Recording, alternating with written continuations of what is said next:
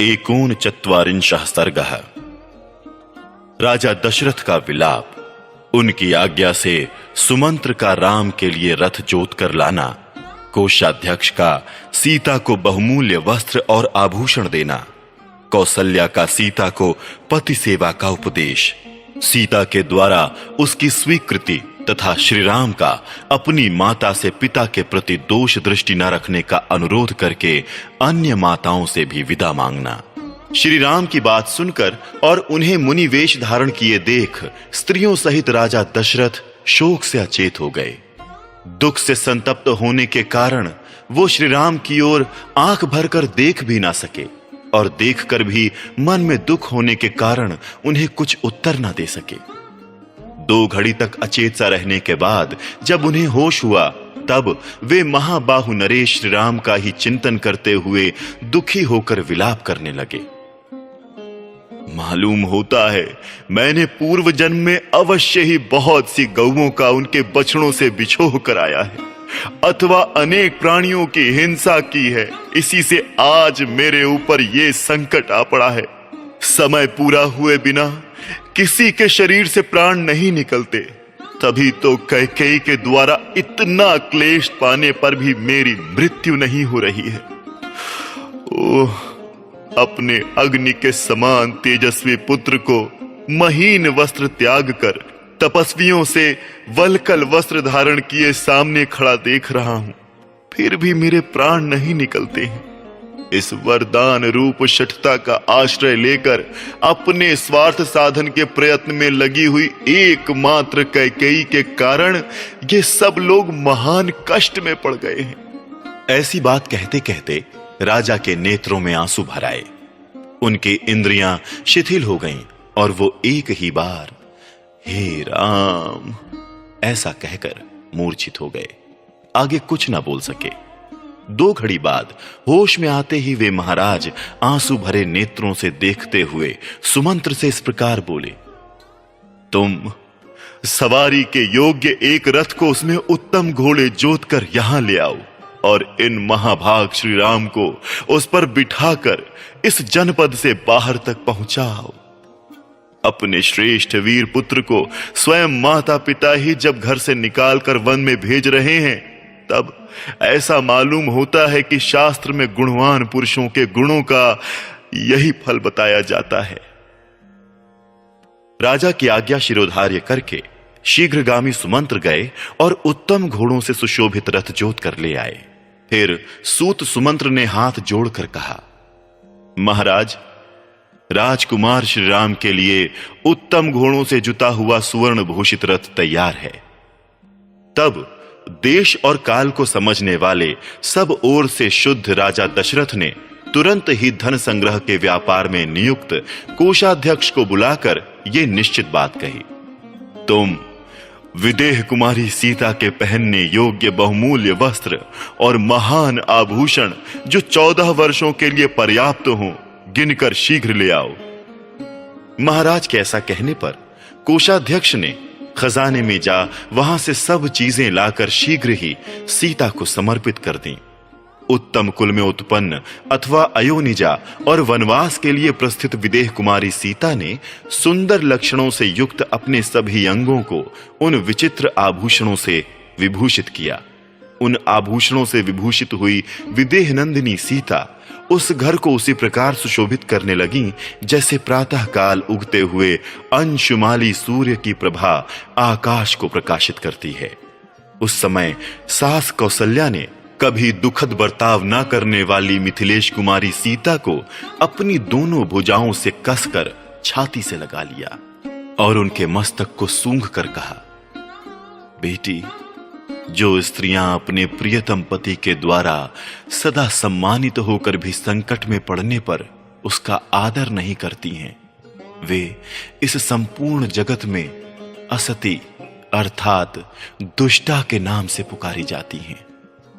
दुष्टा स्त्रियों का यह स्वभाव होता है कि पहले तो वे पति द्वारा यथेष्ट सुख भोगती हैं, परंतु जब वो थोड़ी सी भी विपत्ति में पड़ता है तब उस पर दोषारोपण करती हैं और उसका साथ छोड़ देती हैं। जो झूठ बोलने वाली, विकृत चेष्टा करने वाली, दुष्ट पुरुषों से संसर्ग रखने वाली, पति के प्रति सदा हृदयहीनता का परिचय देने वाली, कुलटा पाप के ही मंसूबे बांधने वाली और छोटी सी बात के लिए भी क्षण मात्र में पति की ओर से विरक्त हो जाने वाली हैं, वे सब की सब असती या दुष्टा कही गई हैं। उत्तम कुल, किया हुआ उपकार, विद्या, भूषण आदि का दान और संग्रह, ये सब कुछ दुष्टा स्त्रियों के हृदय को वश में नहीं कर पाता है, क्योंकि उनका चित्त अव्यवस्थित होता है। इसके विपरीत जो सत्य, सदाचार, शास्त्रों की आज्ञा और कुलोचित मर्यादाओं में स्थित रहती हैं, उन साध्वी स्त्रियों के लिए एकमात्र पति ही परम पवित्र एवं सर्वश्रेष्ठ देवता है। इसलिए तुम मेरे पुत्र श्री राम का, जिन्हें वनवास की आज्ञा मिली है, कभी अनादर ना करना। ये निर्धन हो या धनी, तुम्हारे लिए देवता के तुल्य हैं। सास के धर्म और अर्थयुक्त वचनों का तात्पर्य भली भांति समझकर उनके सामने खड़ी हुई सीता ने हाथ जोड़कर उनसे इस प्रकार कहा, आर्ये, आप मेरे लिए जो कुछ उपदेश दे रही हैं, मैं उसका पूर्ण रूप से पालन करूंगी। स्वामी के साथ कैसा बर्ताव करना चाहिए, ये मुझे भली भांति विदित है, क्योंकि इस विषय को मैंने पहले से ही सुन रखा है। पूजनीय माता जी, आपको मुझे असती स्त्रियों के समान नहीं मानना चाहिए, क्योंकि जैसे प्रभा चंद्रमा से दूर नहीं हो सकती, उसी प्रकार मैं पतिव्रत धर्म से विचलित नहीं हो सकती। जैसे बिना तार की वीणा नहीं बज सकती और बिना पहिए का रथ नहीं चल सकता है, उसी प्रकार नारी 100 बेटों की माता होने पर भी बिना पति के सुखी नहीं हो सकती। पिता, भ्राता और पुत्र ये परिमित सुख प्रदान करते हैं, परंतु पति अपरिमित सुख का दाता है।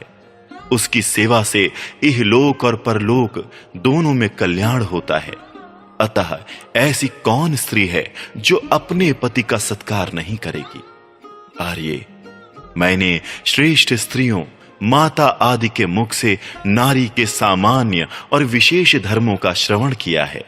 इस प्रकार पातिव्रत्य का महत्व जानकर भी मैं पति का क्यों अपमान करूंगी? मैं जानती हूं कि पति ही स्त्री का देवता है। सीता का ये मनोहर वचन सुनकर शुद्ध अंतःकरण वाली देवी कौसल्या के नेत्रों से सहसा दुख और हर्ष के आंसू बहने लगे। तब परम धर्मात्मा श्री राम ने माताओं के बीच में अत्यंत सम्मानित होकर खड़ी हुई माता कौसल्या की ओर देख हाथ जोड़कर कहा, मां, तुम मेरे पिताजी की ओर दुखित होकर ना देखना। वनवास की अवधि भी शीघ्र ही समाप्त हो जाएगी। ये 14 वर्ष तो तुम्हारे सोते सोते निकल जाएंगे। फिर एक दिन देखोगी कि मैं अपने सुहृदों से घिरा हुआ सीता और लक्ष्मण के साथ संपूर्ण रूप से यहां आ पहुंचा हूं। माता से इस प्रकार अपना निश्चित अभिप्राय बताकर दशरथ नंदन श्री राम ने अपनी अन्य 350 माताओं की ओर दृष्टिपात किया और उनको भी कौसल्या की ही भांति शोकाकुल पाया। तब उन्होंने हाथ जोड़कर उन सब से ये धर्मयुक्त बात कही, माताओं, सदा एक साथ रहने के कारण मैंने जो कुछ कठोर वचन कह दिए हूं अथवा अनजान में भी मुझसे जो अपराध बन गए हों, उनके लिए आप मुझे क्षमा कर दें। मैं आप सब माताओं से विदा मांगता हूं। राजा दशरथ की उन सभी स्त्रियों ने रघुनाथ जी का ये समाधानकारी धर्मयुक्त वचन सुना। सुनकर उन सब का चित्त शोक से व्याकुल हो गया। श्री राम के ऐसी बात कहते समय महाराज दशरथ की रानियां कुररियों के समान विलाप करने लगी। उनका वो आर्तनाद उस राजभवन में सब ओर गूंज उठा। राजा दशरथ का जो भवन पहले मुरज, प्रणव और मेघ आदि वाद्यों के गंभीर घोष से गूंजता रहता था, वही विलाप और रोदन से व्याप्त हो संकट में पड़कर अत्यंत दुख में प्रतीत होने लगा। इस प्रकार श्री वाल्मीकि निर्मित आर्ष रामायण आदि काव्य के अयोध्या कांड में 39वां सर्ग पूरा हुआ।